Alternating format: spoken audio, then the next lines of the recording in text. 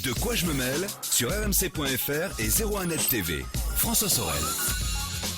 Merci d'être là, fidèle à De quoi je mêle, toute actualité high-tech, chaque vendredi sur rmc.fr et 01net TV. Il y a 10 ans, pratiquement jour pour jour, Steve Jobs montait sur scène et révolutionnait en quelques minutes, en fait, l'usage qu'on pouvait avoir de notre smartphone. Exit le clavier, place à l'interface tout tactile, c'était une vraie révolution. L'iPhone naissait donc il y a 10 ans. On va revenir sur cet anniversaire incroyable avec Pierre Fontaine qui est à mes côtés. Bonjour Pierre. Salut. Notre spécialiste Apple et qui a suivi, qui a évidemment commenté toutes ces années d'iPhone, 2007, donc 9 janvier, 2007. Steve Jobs monte sur scène. On sentait qu'il allait avoir quelque chose. Il y avait des petites la rumeurs. La rumeur, on le dit depuis longtemps qu'il y avait effectivement, il travaillait sur un smartphone. La question, enfin, une des grosses questions, c'était quel nom il allait porter en fait. Parce que on savait que le nom iPhone était une propriété, une marque déjà déposée par Cisco. Ouais. Et donc tout le monde tirait des plans sur ils ont dû passer un accord, non, ils vont pas l'appeler iPhone, ça peut pas être fait. Enfin, bref, c'était la grosse question dans les rédactions à Et ce puis moment-là. surtout, on n'avait aucune idée de ce à quoi il allait ressembler, ce téléphone. Non, on savait pas. Et il faut dire que la première tentative d'Apple dans le domaine du téléphone était, alors c'était un effort conjoint avec Motorola. C'était une espèce d'étron en plastique. Le Rocker E1, ouais. Oh là là. C'était téléphone, catastrophique. Et en fait, ils avaient implémenté une fonction iTunes qui permettait de télécharger de la musique. Enfin bref, c'était. Parce que rappelez-vous, à l'époque, la musique avait des DRM. Donc en fait, toujours encore maintenant un petit peu, mais moins. Ouais, mais le rocker, en fait, gérait toutes ces DRM, voilà, etc. Et voilà. Mais ça a été un bid pas possible, ce rocker. En fait, ils ont sorti un Rocker E2, mais il n'y avait plus. Apple a fait on arrête. Stop. Salut. Ça suffit, on arrête tout. Donc non, c'était assez catastrophique, effectivement. Et donc, en tout cas, ça a servi à une chose. Ouais. Steve Jobs a dit ok, bon là, il y a un moment, c'est plus possible. On va s'en occuper. Il faut qu'on fasse quelque chose de bout en bout, quoi. C'est ce qu'il dit toujours. D'ailleurs, je crois que pendant la première keynote du premier iPhone, il donne cette citation. À un moment, c'est quand on est sérieux à propos du logiciel, il faut faire soi-même son matériel. Ouais. Voilà. Donc. Mais c'est un petit peu la clé aussi de la réussite d'Apple. Donc, ce téléphone est présenté à la presse et au monde entier. Lors de la Macworld, Macworld, 2007, le à 9. l'époque. Pardon ? 9 janvier. 9 janvier 2007. À l'époque, les téléphones, c'était quoi ? C'était Nokia, c'était BlackBerry, c'était des petits écrans, c'était des gros claviers, c'était des téléphones où on écrivait des SMS, rappelez-vous, en T9. Et là, donc, cette interface complètement révolutionnaire, plus de clavier, tout tactile, sur un écran de 3,5 pouces. Voilà, la révolution, en fait, c'est d'avoir osé sauter le pas déjà du tout tactile, effectivement, et pas de n'importe quel tout tactile, parce qu'on avait déjà du tactile sur par exemple la gamme Navigator de Nokia qui avait du tactile, mais il fallait y aller avec un burin pour que ça soit réactif, c'était assez pénible. Et là, donc, ils arrivent avec une technologie tactile multitouch. C'est ça qui est génial, c'est le multitouch, et du multitouch qui passe pas via un stylet, qu'on perd toujours effectivement. Et en ça, Steve Jobs, d'ailleurs, il s'en moque dans cette keynote-là, cette première keynote. C'est vrai que le smartphone, le stylet, si on ne peut pas le ranger, on le perd dans les 30 secondes. Évidemment. D'ailleurs, les accessoiristes en vendaient à la tonne, ils étaient ravis. Donc là, plus besoin, on a du tactile qu'on utilise du bout du doigt. Il paraît que Steve Jobs s'est battu en interne auprès de ses ingénieurs parce que certains ingénieurs voulaient pousser le stylet et lui, mais véritablement, était intransigeant là-dessus. Il voulait que l'interface soit le doigt et rien d'autre. En fait, il y a, à partir du moment, au départ, les premiers prototypes d'iPhone, il y avait deux voix. Il y avait la voix Tony Fadell, c'est celui qui a créé l'iPod. Et donc, cette voix-là, c'était avec une sorte de molette virtuelle comme sur les iPods. Et c'était du tactile, mais pas forcément très adapté au tactile. Et puis, il y avait la voix développée par Scott Forstall, qui est devenu ensuite le ponte de développement d'iOS et qui a été viré au moment de la crise de Maps, de plan.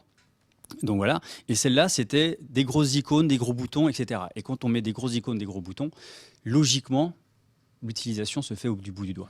Et c'est beaucoup plus simple, et on sait que Steve Jobs était un chantre de la simplicité. Donc forcément, c'était logique qu'il défende cette option-là. Voilà, avec au plus. Alors donc, il y avait évidemment le software. C'était un téléphone qui était à l'époque en Edge, rappelez-vous, parce que nous, on avait déjà un petit peu de 3G en France, mais aux US, la 3G, ils ne connaissaient pas. Donc c'était de l'Edge. Pour se connecter à Internet en Edge, il ne fallait pas être pressé. Donc, c'est un petit peu comme aujourd'hui dans le métro, en fait. Voilà, mais partout. Exactement. Donc, il y avait du Wi-Fi. Alors, on ne va pas revenir sur tous les problèmes que ça posait chez le. Il n'y avait pas de GPS non plus. Il n'y avait pas de GPS. C'est quelque chose maintenant on trouve que c'est acquis. Quoi. Voilà, on a des GPS dans tous les smartphones, on s'en sert pour, comme GPS quand on prend sa voiture par exemple. À l'époque, c'était pas possible, c'était juste avec la triangulation, avec des réseaux Wi-Fi et les tours 2G Edge. Quoi. Exactement. Moi, je me souviens de cette interface que j'avais vue dans un Apple Store à New York quelques semaines après sa sortie. Et je trouvais ça tellement beau, tellement fluide. Le déverrouillé, en fait, qui s'illuminait de manière très fluide, comme ça, c'était incroyable. On avait l'impression d'avoir un appareil magique entre les mains. Tout à fait. Mais en fait, c'était plein de petites trouvailles, applications de technologie toutes bêtes qui ont fait que très rapidement, il a défini ce qu'allait devenir les smartphones modernes. Par exemple, ne serait-ce qu'aussi, on éteint l'écran automatiquement pour pas composer un numéro avec son oreille quand on le rapproche de soi grâce à un détecteur de proximité. C'est un truc tout bête, mais c'est génial d'y avoir pensé. Le slide to unlock, effectivement, qui a été ensuite copié, modifié, etc. Et finalement, qui a été abandonné par Apple avec cette génération-là. Effectivement, il y a plein de choses qui étaient déjà là dès le départ. Alors, il y avait plein de choses qui n'étaient pas là aussi. Il n'y avait pas l'App Store, par exemple. Il n'y avait pas l'App Store, il fallait attendre. Alors, pour le coup, autant Steve Jobs voulait que ça tous fasse du bout du doigt, autant pour l'App Store, il était contre. Pas, au début. Mais alors après, il faut remettre les choses en perspective. Steve Jobs, c'est quelqu'un qui a toujours voulu que ça soit le plus fermé possible et le plus contrôlé possible pour offrir une expérience la meilleure possible. On l'a vu avec le premier Macintosh, il avait essayé de verrouiller le plus possible les choses. Ça n'a pas bien marché forcément, ça n'a pas forcément plu sur certains points. Et là, avec cet iPhone, il avait peur qu'en ouvrant à des applications tierces, on se retrouve avec alors, du contenu porno, il n'a jamais aimé ça, mais des virus, ce genre de choses. Et il a fallu la pression de plusieurs personnes au sein d'Apple pour qu'il change d'avis. Et puis, il y a aussi le succès de l'iPhone. À un moment, quand on l'avait en main, le premier iPhone, à un moment, on se disait les applications natives, elles sont géniales, mais il faut passer à l'étape suivante. Bien sûr. Et donc, il faut attendre juillet 2008, c'est-à-dire le 3G, pour enfin avoir un App Store. Et oui, puisque donc juillet 2008 arrive la deuxième génération de l'iPhone, le 3G. On va pas tous les survoler parce que voilà, on est passé maintenant, on est à l'iPhone 7 Plus et on attend l'iPhone 8 pour les 10 ans, donc à la rentrée prochaine. Ce qu'il y a d'intéressant aussi, c'est de se rendre compte que est-ce que si Steve Jobs était toujours vivant, il existerait ce truc-là que j'ai entre les mains, le gros iPhone 7? Parce que Steve Jobs, au départ, ne voulait pas de gros iPhone. Il voulait un tout petit iPhone parce qu'il disait il faut qu'il tienne dans la main pour qu'on puisse très facilement l'utiliser. En fait, il disait il faut qu'on puisse l'utiliser avec le pouce d'une seule main. Voilà. C'est mieux. Impossible avec l'iPhone 7, sauf si vous vous appelez Shrek. Mais après, d'une certaine manière, on sait aussi, alors après on va pas se lancer dans le what if, qu'est-ce qui se passerait si, mais on sait aussi que Steve Jobs a souvent dit je ferai jamais ça, et puis finalement il le faisait parce qu'il le faisait à sa sauce, ou parce qu'il jugeait que maintenant le marché était prêt, etc., etc. Et on sait que les iPhones, ils ont grandi aussi poussés par la concurrence, parce que la concurrence, c'est des écrans de plus en plus grands. Et que donc, Apple était un peu dans une impasse. Voilà, et puis c'est effectivement, à un moment, on gagne en confort en passant du 3,5 pouces au 4 pouces, ensuite au 4,7 et au 5,5. Effectivement, il y a un vrai gain de confort. C'est l'iPhone 5 qui a grandi, voilà, qui est passé à 4 pouces. Et déjà, à l'époque, effectivement, on trouvait que c'était un beau gain en confort de lecture. Bon, évidemment, quand on passe à des diagonales de 4,7 pouces, c'est encore autre chose, on gagne encore un peu plus. Donc voilà, mais effectivement, il était pas favorable à un agrandissement important de la dalle, parce que pour lui, c'était aussi une perte de qualité dans l'ergonomie, même si on a vu après, quand ils ont sorti les premiers appareils à grande dalle, entre guillemets, qu'ils ont trouvé des petites astuces, genre le double tap sur le bouton Home pour descendre l'interface, etc. Donc voilà. Tant qu'on n'a pas de solution, on est contre, et puis quand on trouve des solutions, on peut être pour. Pierre, alors je vous invite à retrouver l'article hyper intéressant que tu as écrit, où on retrouve quelques petites anecdotes concernant justement l'existence de l'iPhone. Juste à l'époque, quand l'iPhone est sorti, la concurrence se moquait d'Apple. Microsoft se moquait d'Apple. Enfin, tous les plus grands, Steve Ballmer a dit que ça sortira jamais. Voilà, Nokia a fait il faut avoir du métier pour faire ça. Mais quand on se rend compte qu'Apple a coulé Nokia, a coulé BlackBerry, qui d'autre aussi a mis à mal pas mal d'autres constructeurs. Mais en même temps, ils ont coulé ces dinosaures qui ne voulaient pas évoluer ou qui n'ont pas su évoluer dans le marché du smartphone, mais ils ont aussi permis à d'autres de se lancer. Par exemple, parce que c'est clairement... on va dire, il y avait quelques geeks, quelques journalistes high-tech qui avaient ce qu'on appelait des smartphones à l'époque, les vrais smartphones, mais c'était... Moi, j'avais un QTech. Je sais pas si tu te souviens de ce moi, truc-là. je ne sais plus. Un QTech avec Windows Phone à l'époque et ça marchait avec le stylet.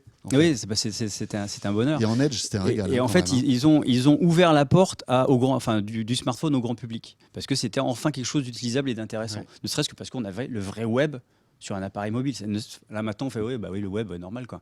Mais à l'époque, avoir du vrai web pas du WAP à la con ou un truc comme ça. C'était quelque chose d'absolument incroyable. Et puis surtout avec une ergonomie, c'est-à-dire que l'iPhone était, quand on, je sais pas si vous vous souvenez pour les plus anciens d'entre nous qui sont avec nous, quand on rentrait dans les menus d'un Nokia, mais c'était monstrueux. Là, d'un coup, la révolution, c'était que en quelques secondes, et c'est d'ailleurs pour ça que les enfants se sont accaparés très vite des iPhones, des iPads et des iPods, on comprenait tout de suite ce qu'on faisait. Et ça, c'était révolutionnaire. On voit, on touche, ça marche. Ouais. Grosso modo, c'est ça. C'est aussi simple que ça. Voilà, alors on pourra en parler pendant des heures parce que des petites anecdotes, il y en a des tonnes. Est-ce que Android existerait si l'iPhone n'était pas sorti de l'esprit d'Apple ? Alors, Android existait. Déjà, le projet Android, il a été monté par Andy Rubin au début des années 2000. Donc oui, il existait, je crois que c'est 2004 ou 2005 de mémoire. Donc oui, il existait déjà. Il a été, quand ça a été racheté par Google, il voulait clairement en faire un OS mobile. Avec d'ailleurs un point intéressant par rapport à Apple, c'est que Android était pensé d'emblée pour avoir un kiosque de téléchargement, un Apple Store, enfin un App Store. Donc ce qui est devenu le Play Store maintenant. Oui, ils avaient déjà pensé à ça. En fait, c'était pour ça. S'ils avaient en fait Google avait une telle charge de maintenance de toutes ces applications pour les dizaines de plateformes OS à l'époque, qu'ils se sont dit il faut qu'on trouve un moyen simple de centraliser tout ça, de faire un OS où on puisse tout mettre facilement. Et un OS avec un App Store central, quoi. Donc effectivement, pour répondre à la question, oui, Android existerait, mais il serait différent. Parce que, alors ça c'est une petite anecdote. Steve Jobs en fait était fou de rage quand il a vu les premières versions d'Android à l'époque. Quand il a vu les versions évoluer et puis commencer à monter en puissance, oui, il faut dire qu'il y avait beaucoup de choses qui étaient assez proches de ce que lui avait mis en place et il avait entre guillemets d'autant plus raison d'être fou de rage que lors de l'annonce, lors de la keynote, Andy Rubin et d'autres ont suivi la keynote et se sont dit ok, il faut qu'on commence from scratch, quoi.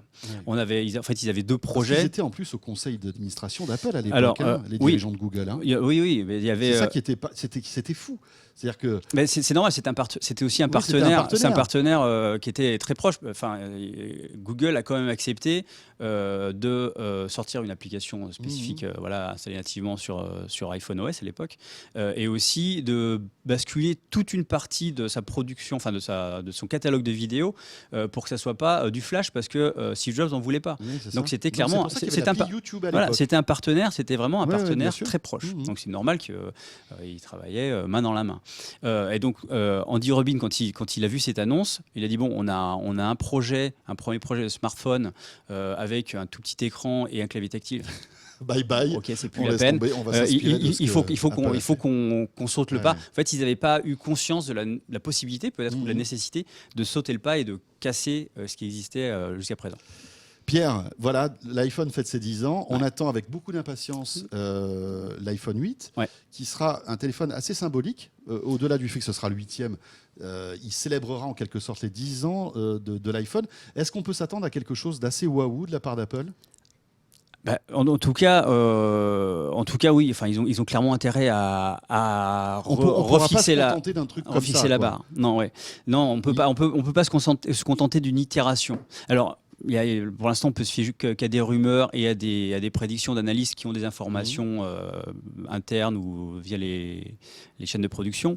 Il se pourrait qu'il y ait au moins un modèle qui soit, on va dire, un modèle anniversaire entre guillemets, qui soit vraiment incroyable, avec écran OLED tout en vert, avec un écran qui pourrait être bord à bord.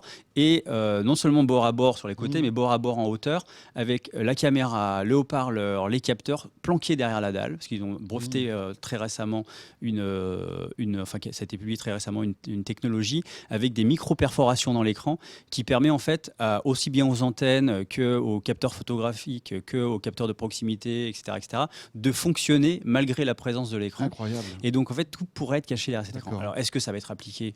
On l'espère évidemment. Est-ce que ce sera en 2017 ou plus tard ? Voilà. On l'espère, mais on pourrait avoir un iPhone qui redéfinisse à nouveau un peu ce qu'on peut attendre d'un smartphone, quoi. Voilà, on va suivre là les semaines et les mois qui viennent. Je pense qu'on aura quand même pas mal de rumeurs qui de mois en mois s'affineront, on va dire.